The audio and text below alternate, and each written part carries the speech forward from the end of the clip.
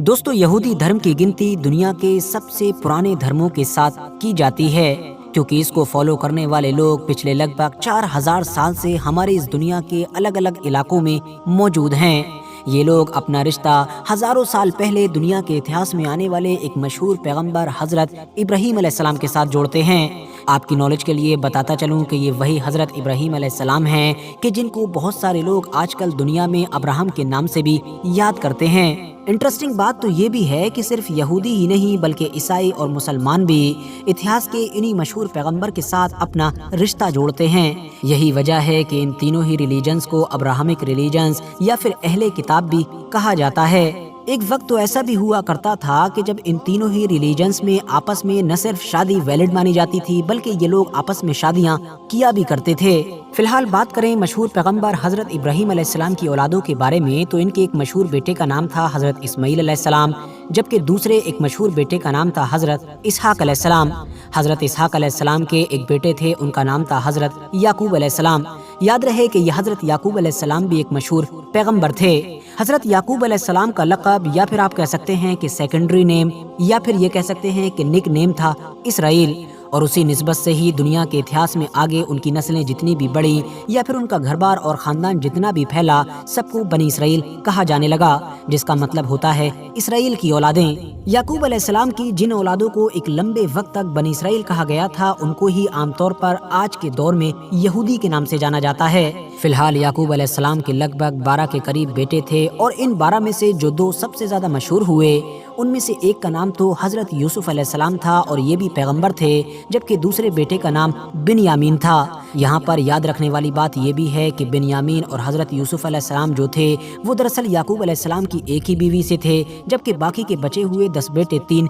अलग अलग बीवियों से थे। इन कुल 12 बेटों से ही बनी इसराइल के 12 कबीले वजूद में आए थे, और ये वही 12 कबीले हैं कि जिनका न सिर्फ इतिहास में हमेशा से ही जिक्र किया जाता है बल्कि आज के दौर में भी कभी कभी इस बारे में बात की जाती है कि आखिर यहूदियों के 12 कबीले कहाँ कहाँ मौजूद हैं। फिलहाल बिन्यामीन और हजरत यूसुफ अलैहिस्सलाम के अलावा जो 10 बाकी बचे हुए बेटे थे, उनमें से भी एक बेटे का नाम लावी था जो हद से ज्यादा नरम दिल थे। याद रहे कि ये हजरत याकूब अलैहिस्सलाम के वही बेटे थे कि जिन्होंने हजरत यूसुफ अलैहिस्सलाम के लिए अपने भाइयों से लड़ाई की थी और उनकी जान बचाने की खातिर अपने भाइयों को ये मशवरा दिया था कि इनको कत्ल करने की बजाय कुएं में फेंक दिया जाए। आगे चलकर इन्हीं लावी की नस्ल में ही हजरत मूसा अलैहिस्सलाम भी पैदा हुए थे, जिन्होंने मिस्र के फ़िरौन से अपनी कौम को आज़ादी दिलवाई थी। दोस्तों, हजरत याकूब अलैहिस्सलाम के 12 बेटों में से एक बेटे का नाम यहूदा भी था। यही वो बेटे थे कि जिनकी नस्ल सबसे ज्यादा फली फूली और सबसे ज्यादा आगे बढ़ी। इनकी आगे की नस्ल को इन्हीं की निस्बत से यहूदी कहा जाने लगा। ये यहूदी लोग वक्त के साथ इतिहास में जब अपने रास्ते से भटक गए और सीधे रास्ते की बजाय गलत रास्ते पर चले गए,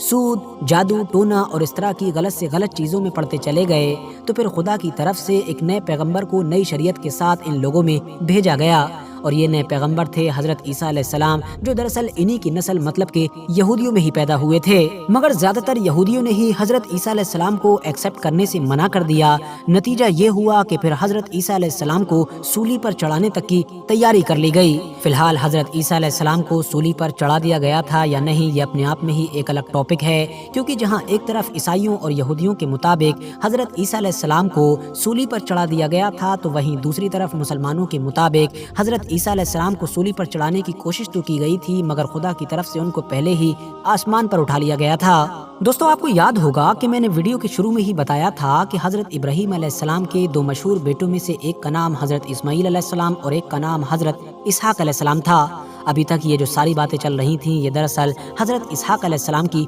औलादों की चल रही थीं। अब जहाँ तक मामला हजरत इस्माईल अलैहिस्सलाम का है, तो दोस्तों इनकी औलादें कोई और नहीं बल्कि अरब लोग हैं, और आखिरी पैगंबर मतलब कि हजरत मोहम्मद सल्लल्लाहु ताला अलैहि वसल्लम भी एक अरब थे और हजरत इस्माईल अलैहिस्सलाम की औलाद में ही पैदा हुए थे। उस दौर के यहूदियों ने हजरत मोहम्मद सल्लल्लाहु ताला अलैहि वसल्लम को जो नबी मानने से इनकार किया था, उसके पीछे वैसे तो बहुत सारी वजह थी, मगर फिर भी जो सबसे बड़ी और सबसे मेन वजह थी वो यही थी, क्योंकि यहूदियों का मानना था कि आखिर एक नबी हजरत इस्माईल की औलाद में कैसे पैदा हो सकता है, अरबों में नबी कैसे आ सकता है, जबकि ऐतिहासिक तौर पर तो और हमारी धार्मिक किताबों के मुताबिक भी ज़्यादातर जितने भी पैगंबर आए हैं, जितने भी प्रॉफिट्स आए हैं, वो सारे के सारे बनी इसराइल में मतलब कि हमारे बाप दादा की औलादों में ही आए हैं। अब आखिर में बात करते हैं हजरत याकूब अलैहिस्सलाम के 12 बेटों में से सबसे मशहूर और सबसे प्यारे बेटे हजरत यूसुफ अलैहिस्सलाम के बारे में। दोस्तों, क्या आप लोग जानते हैं कि हजरत यूसुफ अलैहिस्सलाम की औलादें आजकल कहाँ हैं? तो दोस्तों, ऐतिहासिक तौर पर तो इस चीज़ को कंफर्म नहीं किया जा सकता है,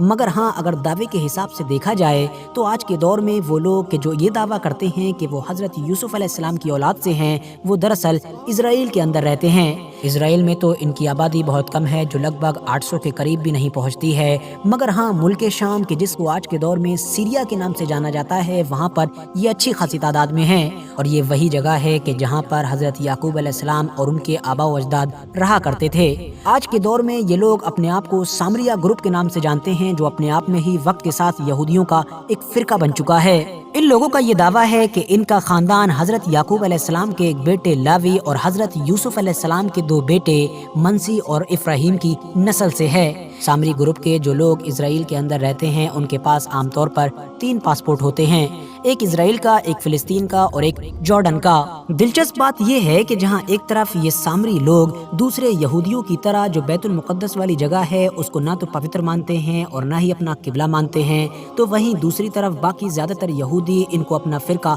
मानते ही नहीं हैं, यानी सामरी लोगों को यहूदी रिलीजन से आउट मानते हैं। सामरी लोगों का ये भी दावा है कि उनके पास जो तौरात है, मतलब उनके पास जो मुक़द्दस किताब है, सिर्फ वही असली है, वरना यहूदियों के बाकी जितने भी फिरकों के पास अलग अलग तौरात मौजूद है, उन सभी में कोई ना कोई कमी और ज्यादती कर दी गई है, मतलब कि उसमें बदलाव हो चुका है। सामरी लोग फिलिस्तीनी लहजे में अरबी के साथ साथ इब्रानी भी बोलते हैं। सामरी लोग ना तो अपने ग्रुप से बाहर, मतलब यहूदियों के दूसरे फिरकों में शादियां वगैरह करते हैं, और न ही उनके हाथ का ज़बीहा, मतलब ज़िबा किया हुआ जानवर खाते हैं। सामरी ग्रुप से ताल्लुक रखने वाले लोग यहूदी होने के बावजूद भी फिलिस्तीनी कल्चर में और फिलिस्तीनी लोगों से काफी मिलजुल कर रहते हैं। ये लोग ये दावा करते हैं कि ये आसमानी किताब, मतलब के तौरात के असली मुहाफिज हैं, इसीलिए तौरात से जुड़े हुए सामरी लोग 7 अलग अलग त्योहार भी सेलिब्रेट करते हैं। वैसे तो दोस्तों, दुनिया के बाकी रिलीजन्स की तरह यहूदियों में भी वक्त के साथ बहुत सारे सेक्ट्स, मतलब के बहुत सारे फिरके बन ही चुके हैं, मगर इन सारे फिरकों में से भी जितना ज्यादा अलग और जितना ज्यादा यूनिक ये सामरी ग्रुप है,